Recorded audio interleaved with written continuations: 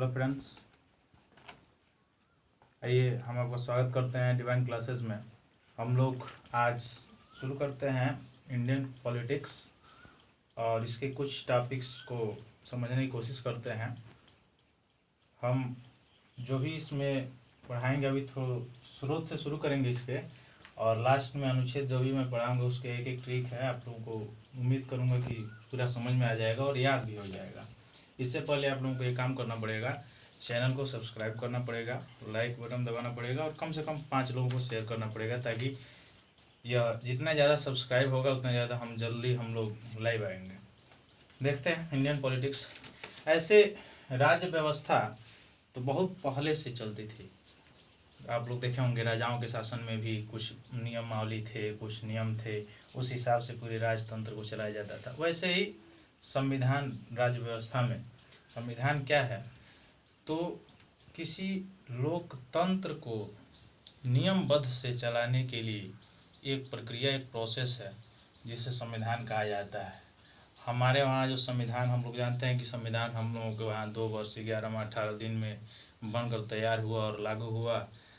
चूँकि उस पर हस्ताक्षर तो 26 नवंबर 1949 को हो गया था, लेकिन लागू हुआ 26 जनवरी 1950 को।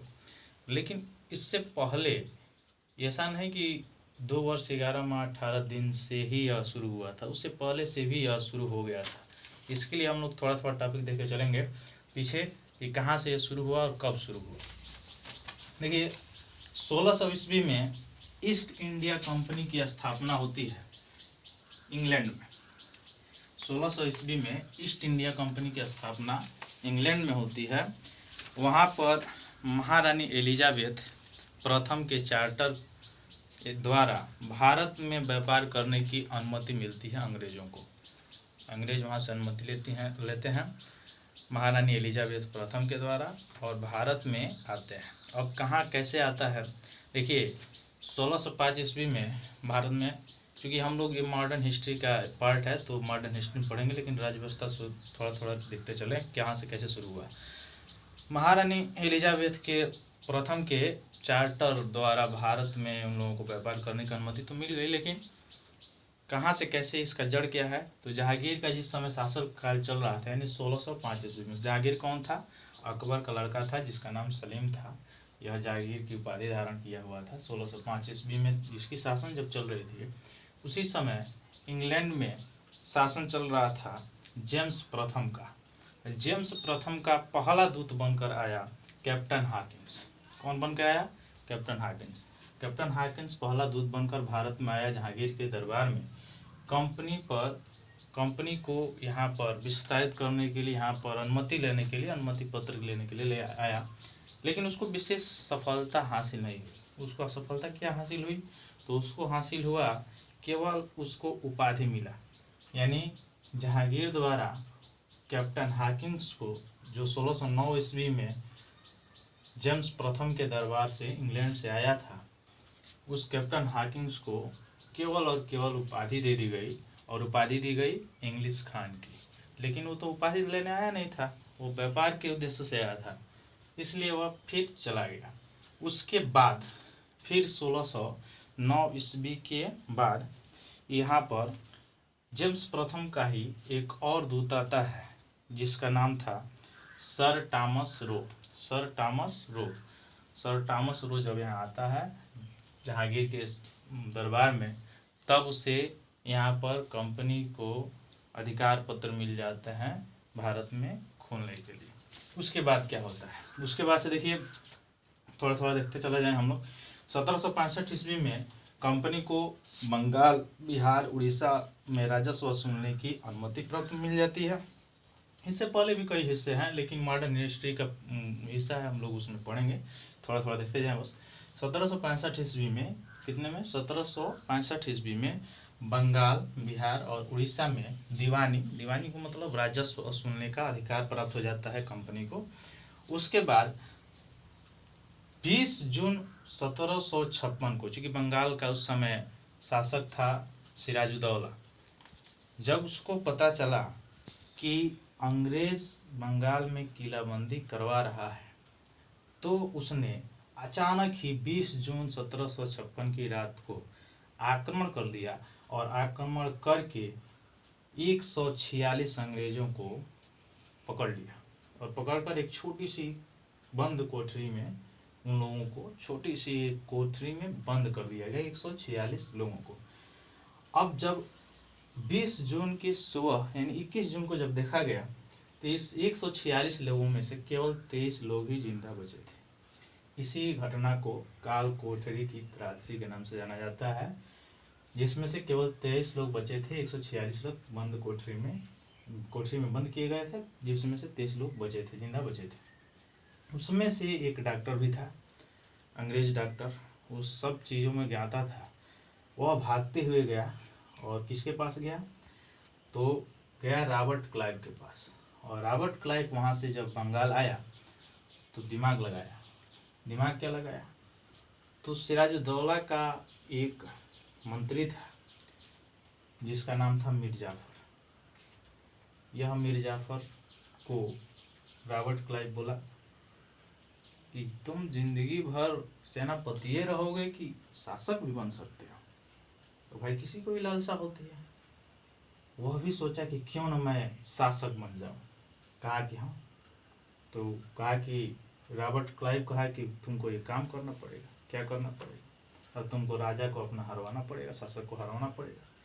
इसलिए 23 जून 1757 को मीर जाफर जो सेनापति था सिराजुद्दौला का, बंगाल का नवाब सिराजुद्दौला था, उसका जो सेनापति था वो मीर जाफर था। वो अंग्रेजों के साथ यानी रॉबर्ट क्लाइव के साथ मिलकर प्लासी का युद्ध किया। यानी 23 जून 1757 को प्लासी का युद्ध, सिराजुद्दौला बंगाल का नवाब और अंग्रेजों के बीच युद्ध हुआ। लेकिन इस युद्ध का हार और जीत पहले से तय था। जो 23 जून 1757 को प्लासी का युद्ध हुआ, इस युद्ध का परिणाम पहले से ही रिजल्ट इसका तय था कि इसमें सिराजुद्दौला को बंगाल के नवाब को हराना है, क्योंकि मीर जाफर सेनापति जो था वो मिल गया था रॉबर्ट क्लाइव से। अब रॉबर्ट क्लाइव जो है सिराजुद्दौला की यहाँ पे हत्या हो जाती है 23 जून 1757 को प्लासी के युद्ध में। उसके बाद से मीर जाफर को बंगाल का नवाब बना दिया जाता है, जिसको कठपुतली का नवाब भी कहा जाता है इतिहास में। क्यों कठपुतली का नवाब कहा जाता है, इसलिए कहा जाता है क्योंकि अब ये अंग्रेजों के अनुसार कार्य करने लगा, कठपुतली बन गया था। अंग्रेज सारे जितने भी राजस्व था उसको वसूलते थे और ये नाम मात्र का केवल शासक रहता था। कुछ दिन बाद इन लोगों को लगा कि नहीं, अभी तो कुछ ज़्यादा ही करने वाला है, तो इस मीर जाफर को हटाकर इसी का दामाद मीर कासिम को 1760 ईस्वी में बंगाल का नवाब बनाया सर। यानी 1760 ईस्वी में रॉबर्ट क्लाइव ने मीर जाफर को हटाकर मीर कासिम को वहाँ का नवाब बनाया। मीर कासिम बहुत चालाक था, पहले ही से चालाक था। वो समझा, अरे दादा ये तो पूरा राजस्व भी वसूल रहा है, धीरे धीरे हम लोगों को बंदूक भी चलाएगा। वह क्या किया, तुरंत अपनी राजधानी मुर्शिदाबाद से मुंगेर स्थानांतरित कर दिया। कौन, मीर कासिम। मीर कासिम अपनी राजधानी मुर्शिदाबाद से सीधे मुंगेर स्थानांतरित कर दिया, ला लिया, और वहाँ तोपखाने अन्य चीज़ों हथियारों का निर्माण करने लगा। अब अंग्रेजों को जब लगा कि ये तो ज़्यादा ही कुछ चला गया, फिर इसको हटा के मीर कासिम को हटा के फिर मीर जाफर को उन्होंने नवाब बना दिया बंगाल का। अब जब मीर कासिम हटा तो 1764 ईस्वी में मीर कासिम अवध का नवाब शुजाउद्दौला, देखिए दो अंतर है, बंगाल का नवाब सिराजुद्दौला था और अवध का नवाब शुजाउद्दौला। तो अवध का नवाब शुजाउद्दौला, मीर कासिम और मुगल सम्राट शाह आलम द्वितीय की, जिसको त्रिगुट सेना कहा गया, त्रिगुट सेना ने 1764 ईस्वी पर और ईस्वी में रॉबर्ट क्लाइव पर हमला किया। अंग्रेजों से युद्ध हुआ जिसमें अंग्रेज जीत गए और यह त्रिगुट सेना की हार हुई। त्रिगुट सेना कौन कौन थी, मीर कासिम, अवध के नवाब शुजाउद्दौला और मुगल सम्राट शाह आलम द्वितीय की सेना पराजित हुई और जिसको त्रिगुट सेना कहा जाता है। और रॉबर्ट क्लाइव जीता, मतलब अंग्रेज जीत गए। अब जीत गए तो इसी में 1765 में, इसके एक वर्ष तक युद्ध चला था। ये 1765 ईस्वी में इलाहाबाद की संधि हुई जिसके द्वारा मुगल सम्राट शाह आलम द्वितीय को सीधे कंपनी के संरक्षण में ले लिया गया, अंग्रेज कंपनी के संरक्षण में ले लिए। अब इसके बाद से नियमावली जो हमारे भारत के संविधान में जैसे जैसे आती है उसको चलते हैं। देख लें 1773 का रेगुलेटिंग एक्ट। 1773 का रेगुलेटिंग एक्ट जब आया तो उसका मेन प्रस्ताव था, मेन उसका प्रावधान था 1773 का रेगुलेटिंग एक्ट का कि बंगाल में दोहरी शासन व्यवस्था को समाप्त करना। मतलब पहले बंगाल में दोहरी शासन व्यवस्था चलता था, नवाब कोई और था, अंग्रेज राजस्व वसूलते थे, दोहरी शासन व्यवस्था चलता था। लेकिन उसको हटा करके 1773 ईस्वी में रेगुलेटिंग एक्ट आया कि दोहरी शासन व्यवस्था को हटा दिया जाएगा। अब इसका मतलब ये नहीं कि दोहरी शासन व्यवस्था का मतलब क्या हुआ, इसको देखिए ये कि अब अब बंगाल का जो है नवाब था, केवल कठपुतली था, वो भी नहीं रहेगा। अब दोनों वर्ग का मतलब राजस्व वसूली और शासन करना, दोनों कार्य किसका रहेगा, तो दोनों कंपनी का शासन रहेगा, कंपनी का कार्य रहेगा। अर्थात बंगाल के नवाब को हटाकर अब सीधे भारत का नवाब बना दिया गया, भारत का नवाब बना दिया गया। और यहाँ से जो भी बंगाल का नवाब था, जो भी था, उसको हटा दिया गया। अब दोहरी शासन व्यवस्था को हटा करके बंगाल के नवाब को भारत का नवाब बना दिया गया, जिसमें दो प्रेसिडेंटी अलग अलग जो प्रेसिडेंटी थे, बम्बई और मद्रास के गवर्नर की जो अलग अलग प्रेसिडेंटी थे, वो सीधे इसके अधीन हो गए, भारत के नवाब के अधीन हो गए, जो गवर्नर बना।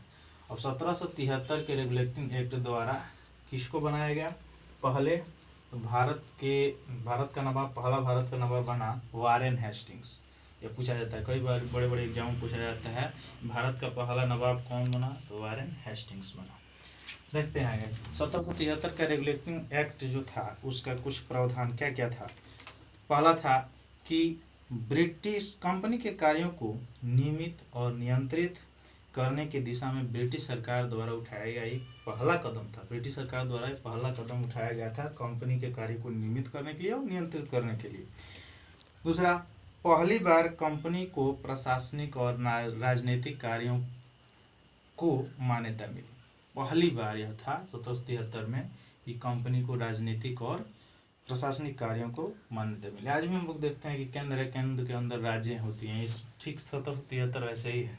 यह केंद्र के रूप में कार्य किया भारत का नवाब, उसके अंदर दो प्रेसिडेंटी आती थी, बम्बई और मद्रास। उसके बाद से भारत में केंद्रीय शासन की नींव रखी गई 1773 के रेगुलेटिंग एक्ट के द्वारा। इसके तहत क्या हुआ, पहला बंगाल के नवाब को भारत का नवाब बना दिया गया। बंगाल का जो नवाब था उसको सीधे सीधे भारत का नवाब बना दिया गया। और पहला भारत का नवाब बना वारेन हेस्टिंग्स बना। और जो अलग अलग प्रेसिडेंटियाँ थी, उन अलग अलग प्रेसिडेंटियों को सीधे इसके अधीन कर दिया गया। फिर से क्रम